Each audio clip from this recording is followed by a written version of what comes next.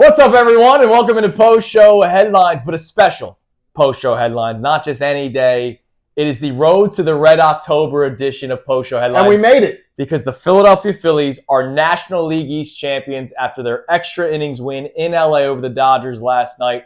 We celebrated it all day today. Check out the full show podcast. Check out all the clips on YouTube, on Instagram, on Twitter.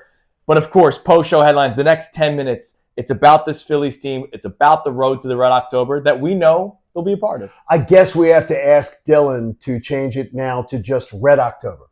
Maybe. Change the graphic to just Red October because we made it.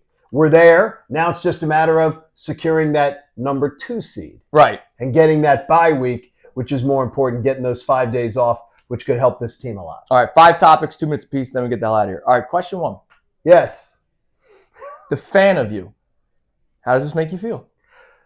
I heard Tom McCarthy mention it last night. And he talked about 13. The 13th time that the Phillies have won the division. And I thought to myself, I did the Buck and Kincade show for 20 years in Atlanta. And I think I saw 13 in a row. Well, 14. 14 in a row. Sorry for the Braves. I mean, seriously, it's actually amazing to celebrate back-to-back. Yeah. And it is one of those things where at times, I feel even myself, who is can be critical or nitpicky of Rob Thomson. Oh, for team. And I go, dude, Rob Thomson has had 4 trips to the postseason. And that's something that I'm not used to. So tip of the cap, raise the glass. It's an amazing feeling. Yeah.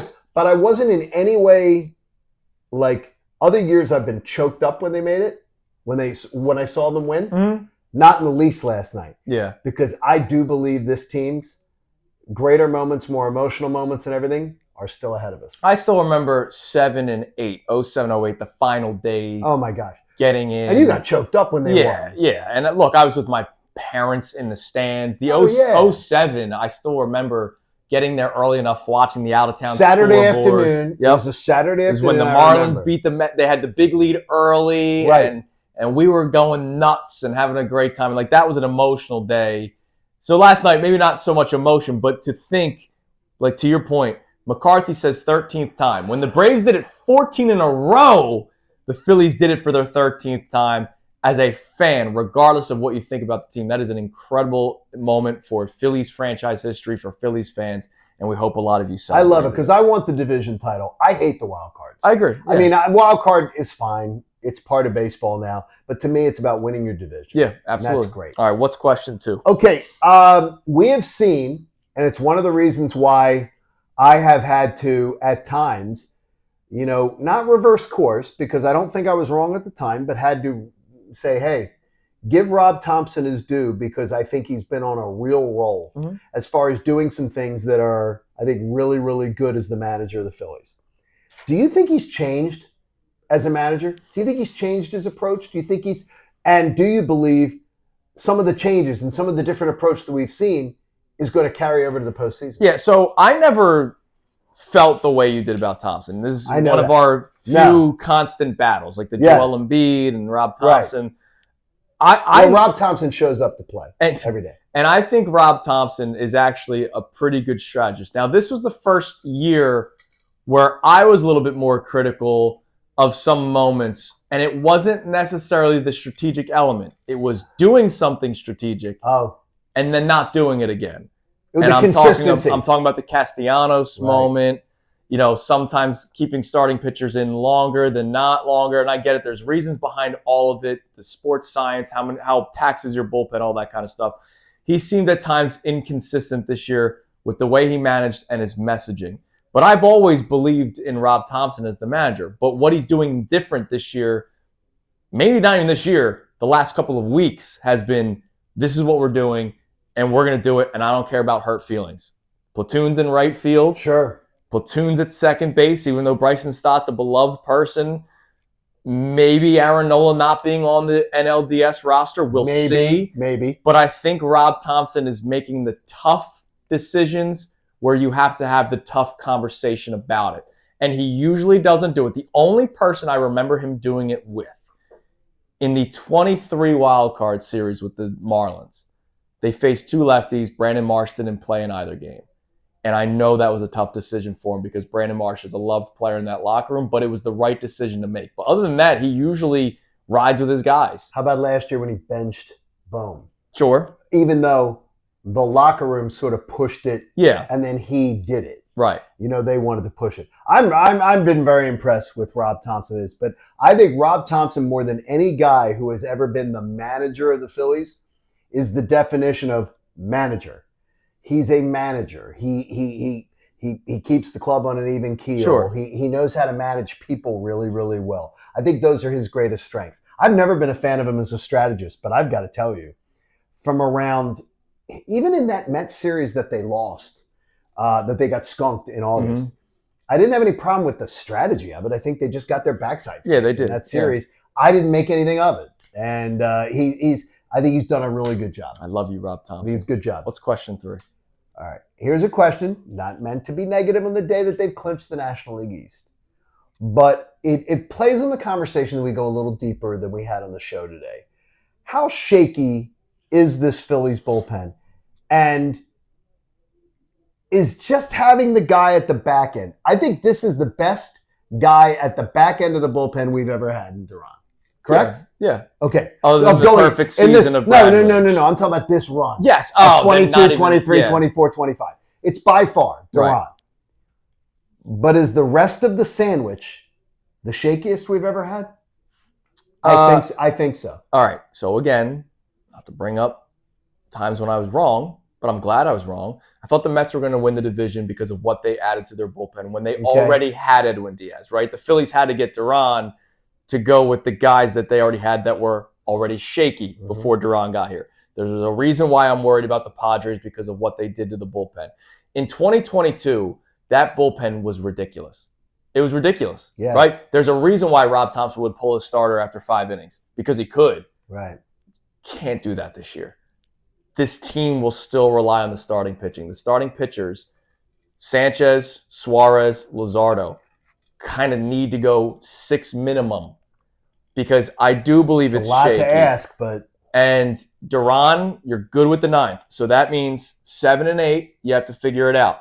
Robertson and Strahm are doing their job, but it's always shaky. Kerkering needs a clean inning or it's shaky. Tanner Banks has had a great season. You still feel a certain type of way about him. So I am still kind of worried about innings 6 and 7. Sure.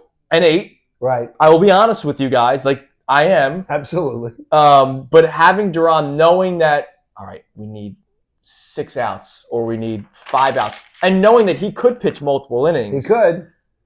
It does make you feel better, the fact that his presence is there. But no, it's still questionable, some of the other guys. And reportedly, he has told the Phillies, I'm up for it. Hell yeah. I'm up for it. He wouldn't want to pitch multiple days of multiple innings. Right. But NLDS Game 1, day off afterwards. Absolutely. NLDS Game 2, day off afterwards. NLDS Game 4, day off afterwards. Yeah. You got to think about it. Because especially if your starter doesn't go as long, you can think about the math of saying, you know what, we're going to give Duran an opportunity. I hope he gets an opportunity to get a 5-out save or a 6-out save potentially at some point. Guys used to do this. Yeah. Like, you know what? Like routinely. Wrong. I don't want him to have any opportunities. I want them to be up 10 Oh, you want it to work? 10-0 every single game. All right, 2 more. Question 4. Yeah. Lineup. Do you want a consistent lineup in the playoffs? I'm not talking platoon. I'm talking. What do you mean? Turner's leadoff hitter. Harper's 2-hole hitter. This guy's 3. This guy's 4. This guy's 5. Not Marsh is batting 5th one day. He's batting 8th the next day. Stott's batting 9th. He's batting 6th.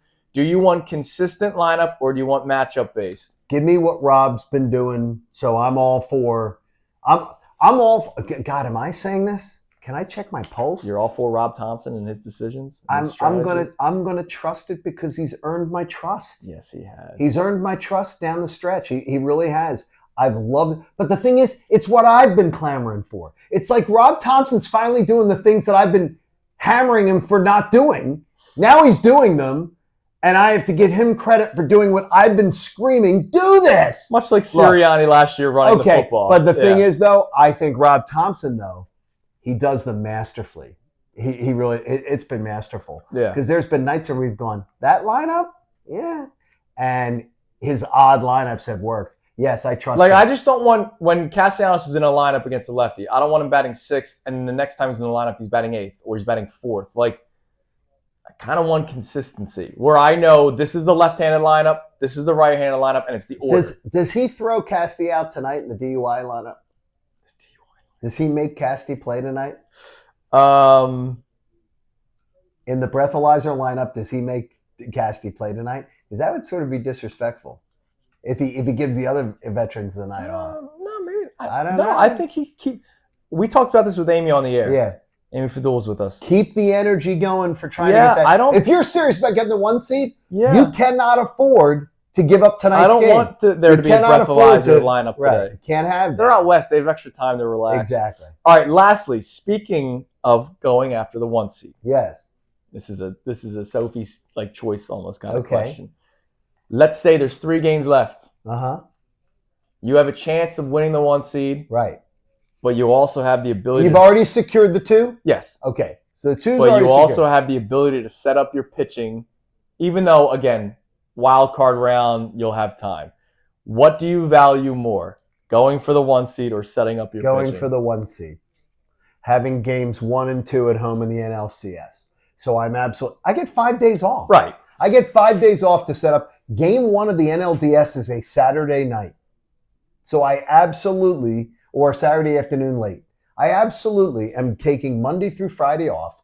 I don't have to worry about any of my pitchers. Sure. So I am playing till the last moment to get the 1 seed, if I can get the 1 seed. It's still a possibility. One bonus question. Yes. What the hell was in taco night last night, or fajita night? Do you have to do this to me? Well, what was it? Because it's just, look, we're I'm having really bad BO today. And, I'm sorry. Let me tell you this. If you've ever wondered, working with Andrew Salciunas, he is always well-groomed, and he is never smelly. Yeah, no, I stink. And he warned me today. I did. Because when we do the show, we're separated. When we do post-show headlines, we're next to each other. Because we're separated by a little bit, but usually we walk by each other a lot and everything. You're not kidding. No, it's bad. It's bad. I warned John. I said, You're dude. You're sweating out something from last night that you ate. I made quesadillas last night. And what did you put in them? You put onion powder? Ground turkey. The seasoning was onion powder, garlic powder. Okay, that's it. A little red chili flake. All right. Look forward to seeing you tomorrow on post-show headlines. And I will smell better tomorrow, I promise. Everybody have a great rest of your day. See you tomorrow. Hey guys, Andrew Salciunas, host of Kincade and Salciunas. Just want to thank you for checking out all of our great videos that we have on our YouTube channel every single day. Make sure, if you can, please like and subscribe and check out all the videos that we have on our YouTube channel, whether it's for us, Kincade and Salciunas, of course, our midday show, as well as Unfiltered with Bill and Ricky.